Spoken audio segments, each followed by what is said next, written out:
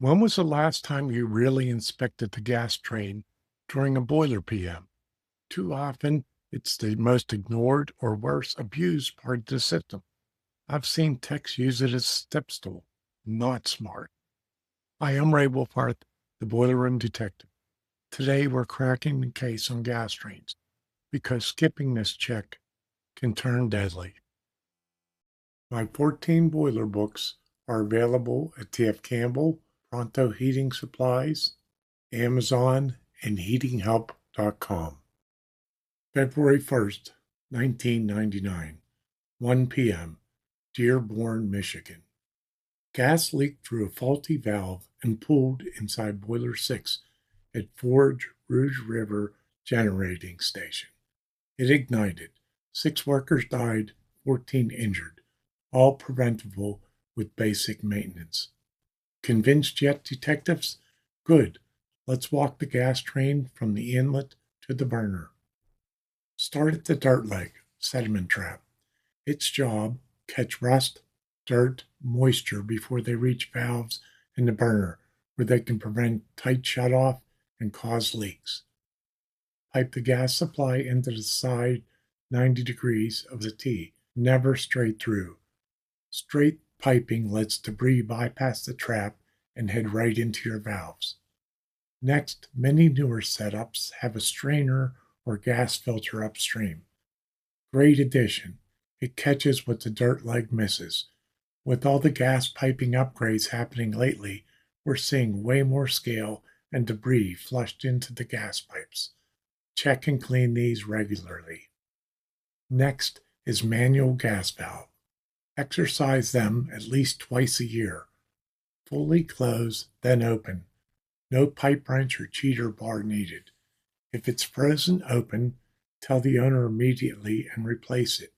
You might save a life, yours or the next tech's. If you free it, leak test the valve afterwards. Residential gas trains usually only have one manual valve upstream of the regulator. Commercial ones add another one downstream of the electric valves before the burner. Now comes the gas pressure regulator. It belongs upstream of electric valves to prevent pressure swings. It needs steady inlet pressure or stability. Give it 5 pipe diameters upstream and ideally 10 pipe diameters downstream. Example, if it's a 1-inch gas train, there should be a 10-inch nipple or longer coming out of the regulator. If it's vented outside, confirm the vent is clear and unobstructed. Never blow it out with compressed air on multi-boiler setups. You'll damage the connected vents. Safety shutoff valves, the electric ones, come next. Test them yearly for leakage, especially critical on residential boilers with only one valve. Use the manufacturer recommended bubble test. Commercial trains typically have 2 electric valves in series. On older setups, check for a normally open vent valve between them. It vents leakage when the boiler is off and the valve is leaking through. Verify it's normally open and not leaking. Next, inspect the wiring. Look for frayed wires, loose connections, brittle insulation, overheated terminals, or poor grounding. Peek through the sight window for hydraulic fluid leaks. Replace if present. While you're there, leak test all pipes, fittings, and pilot lines if you smell gas. Scan for heat damage, flame impingement, or rollout marks. You want to listen for when the valves open and snap shut firmly. Any chattering, delayed opening, or rough boiler startup. Watch the flame when the valves close. Does it stop instantly or linger? Lingering means to replace the valve. Check the linkage. Smooth motion or jerky. For commercial boilers over 2.5 million BTUs, verify the gas pressure switches. Low gas pressure switch upstream shuts down on too low of gas pressure.